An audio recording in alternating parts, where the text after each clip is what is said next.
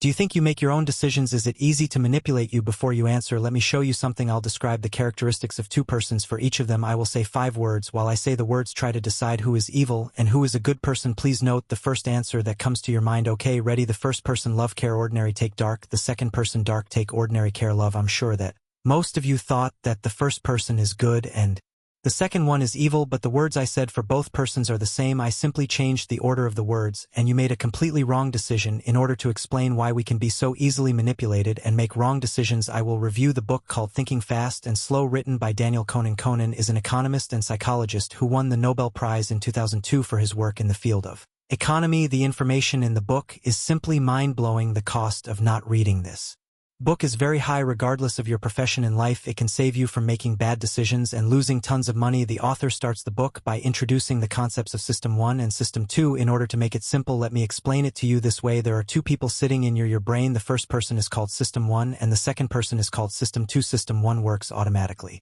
intuitively, involuntarily, and effortlessly. Imagine System 1 is your schoolmate who always talks a lot in the class, does not think before he speaks, knows very little but rushes to answer every question. In contrast, System 2 is very slow. He requires focusing, computing, analyzing, and taking deliberate actions. And sister to his, like another schoolmate who sits in the corner silently, is not very social, usually doesn't speak a lot, but he's very smart from an evolutionary point of view. Both systems are important. For example, if we didn't have System 1, then we would not be able to run away automatically when we saw a bear, and if we did not have System 2, then we wouldn't be able to focus and solve complex problems. Each system has its own place, but problems happen when we apply the wrong system. The majority of the time it's System 1 which always gets in front of System 2 and leads us to make wrong decisions. This is mainly because System 2 is very slow and he doesn't want to wake up and work. After introducing System 1 and System 2, the author talks about the different biases that cause a contradiction between these two systems. One of the biases that Kahneman talks about is called priming. Priming simply means being exposed to one thing that affects your behavior and decision for the subsequent thing. For example, the small experiment we did at the beginning of the video is a perfect example. The first word primed how you think and make a decision. When you heard the first word for the first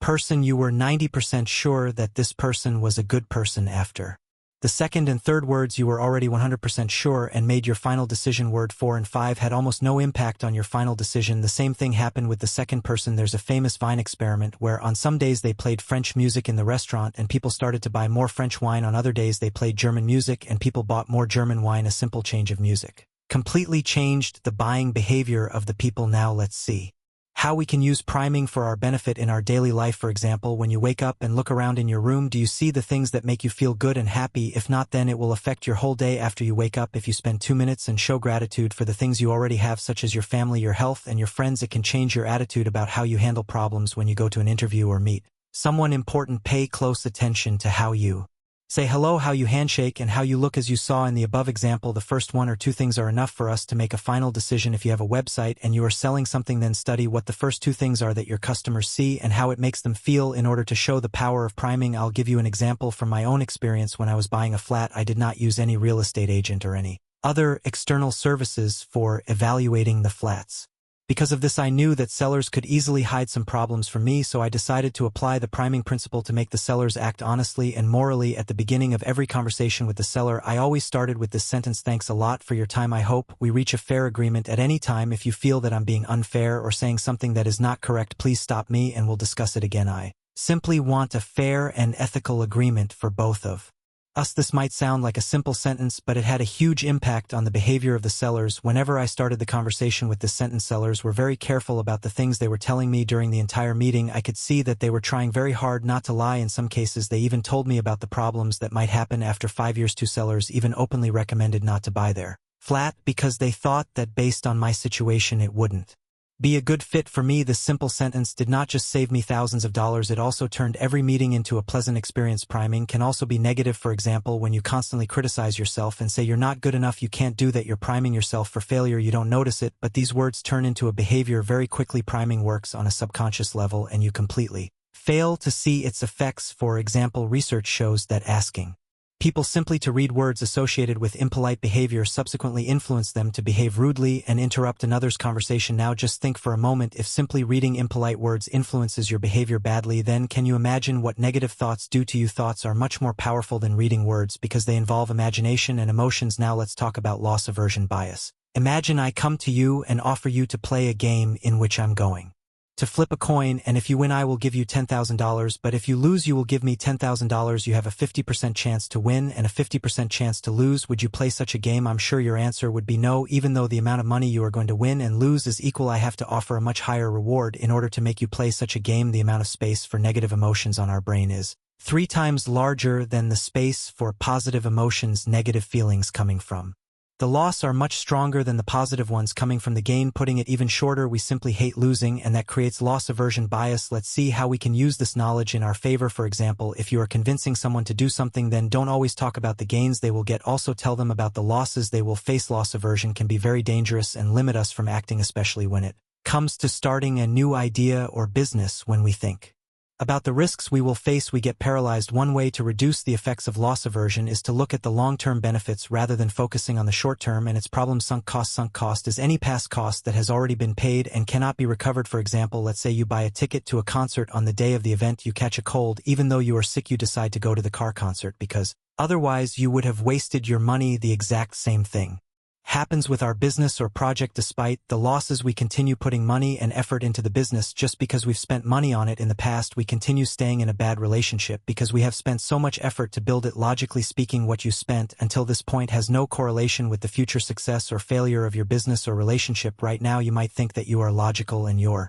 past spending does not affect your future decisions. If this is the case, then why do you still keep all those clothes you don't wear? They occupy tons of space in your wardrobe, but you don't want to throw them away because you paid good money for them. Why don't you throw away the old furniture that occupies a big space in your room? Is it worth something, or is it just you paid money for it in the past? Why don't you throw away the candies you bought in the past, even though you're on a diet right now? In order to make all these decisions, we need system 2 to work, but unfortunately it's too lazy. Framing bias. Let's say you feel sick and go to the doctor. After the checkup, the doctor tells you that there is a 10% chance that you will die, and then you go to another doctor and this one tells you that there is a 90% chance that you will live. From the statistical point of view, both doctors told you absolutely the same thing. However, you would feel much worse when you hear that you have a 10% chance to die. This is called frame. Kahneman says that the choices we make are heavily influenced by the way they are introduced to us. Different wording, settings, and situations will have a powerful effect on how we make decisions. It works as a physical frame on a picture. If you put the painting in a red frame, it brings out the red in the painting. Putting the same painting in a blue frame brings out the blue. The halo effect. Attractive people are perceived to be smarter, funnier, and more likable than less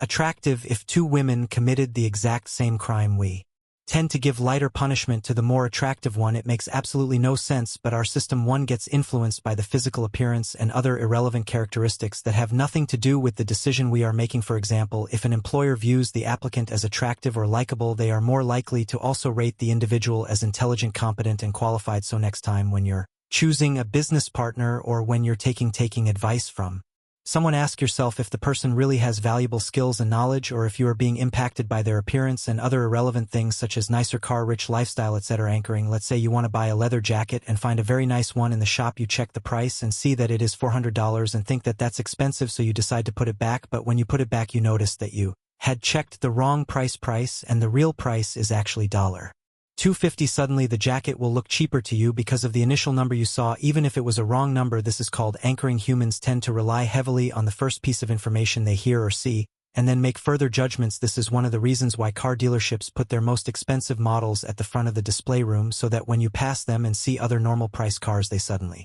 look cheap to you. Again, logically speaking, previous numbers or things we see should not influence our decisions, but they do a lot. One way to protect yourself against anchoring is to have a limit in your mind before you start doing work. For example, if you're going shopping, set a mental amount for how much you'd be willing to pay and then check the price tag. If it's more than your limit, you're out of luck. The endowment effect. The endowment effect is an emotional bias that says that once we own something or have a feeling of ownership, we irrationally overvalue it regardless of its objective value. This is the principle behind test driving cars and letting consumers play with the products. The longer people spend interacting with the product, the greater the sense of ownership becomes. The same thing goes for free trials with software products and online services too. The more time people spend using and customizing them, the greater the sense of ownership becomes, and the harder it is to give up. The endowment effect is one of the reasons we love IKEA furniture. When we buy furniture from IKEA, we spend time building it, and all of a sudden it becomes something we created, and because of that we love it even more. The endowment bias influences our decisions a lot, so always ask yourself if the things you are supporting are worth supporting, or if it is because it's yours. Is your old IKEA furniture you want to sell worth the price you are asking, or are you being influenced by the